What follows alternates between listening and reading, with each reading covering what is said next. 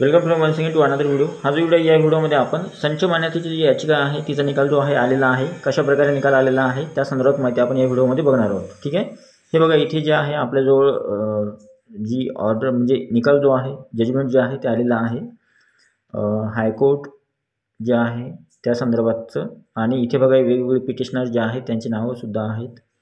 नंतर इथे पिटिशनर नंतर ओके स्टेट ऑफ महाराष्ट्र जे आहे ते शासनानं काय बाजू मांडली, कशा कशा पद्धतीच्या गोष्टी होत्या या सगळ्या गोष्टी याच्यामध्ये मेन्शन केलेल्या आहे।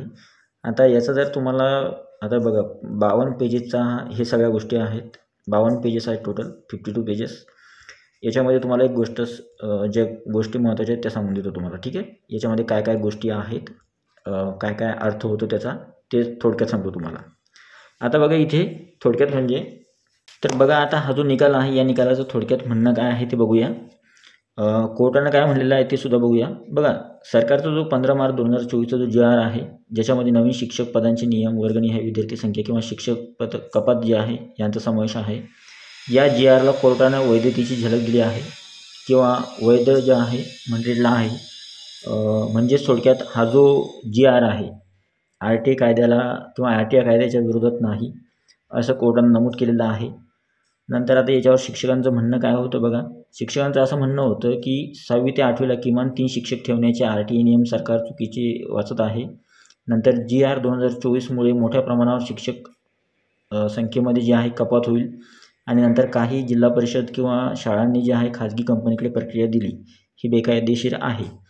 यावर कोर्टाचं म्हणणं काय होतं बघा, RTAचा मुख्य उद्देश विद्यार्थ्यांचा हक्क आहे, शिक्षकांचा नाही।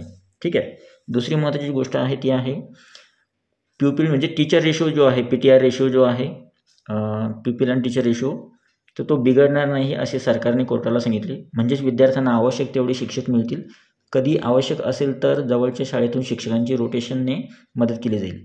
कोर्टानं असंही नमूद केलं की गरजेनुसार त्यांना इतर शाळेत पुनर्नियोजित करता येईल। नंतर अजून एक गोष्ट आहे शिक्षकांची बदली किंवा कपात शैक्षणिक वर्षाच्या मधोमध न करता नियोजित पद्धतीने करावी अशी चर्चा झाली। आता सगळ्यात महत्त्वाची एक गोष्ट आहे की शिक्षकांची बदली म्हणजे थोडक्यात आता जर या गोष्टीचा आपण जर एक गोष्ट महत्त्वाची जर घेतली आपण यातमध्ये की प्रामुख्याची कोणती गोष्ट आहे तर 2-3 गोष्टी यातून निघतात। त्या कोणत्या बघा, सगळ्यात पहिली महत्त्वाची गोष्ट म्हणजे सरकारचा 2024चा नवीन संचमानाचा जो GR आहे कायदेशीर असल्याचे कोर्टानं मान्य केलेलं आहे। एक महत्त्वाची गोष्ट RTA कायद्याचे उल्लंघन होत नाही, विद्यार्थ्यांचा हक्क आपल्यासाठी प्रथम आहे। दुसरी महत्त्वाची गोष्ट जी आहे तिसरी महत्त्वाची गोष्ट शिक्षकांची मोठ्या प्रमाणात काढणी होणार नाही पण त्यांचे रिडिप्लॉयमेंट बदली होऊ शकते। आणि नंतर सगळ्यात नंतर आहे जुने पद संरक्षण म्हणजे प्रोटेक्टेड पोस्ट ज्या असतात, काही जी पोस्ट आहे त्यांना प्रोटेक्शन जे आहे तर विद्यार्थ्यांची संख्या कमी झाली तर टिकणार नाही।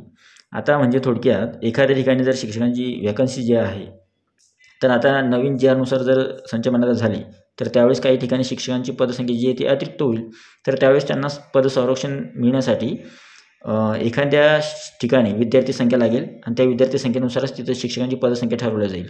तर अशा प्रकारे हा जो आहे कोर्टाचा निकाल होता आणि हा निकाल तुमच्यासोबत जो आहे तुम्हाला सांगितलं आहे मी।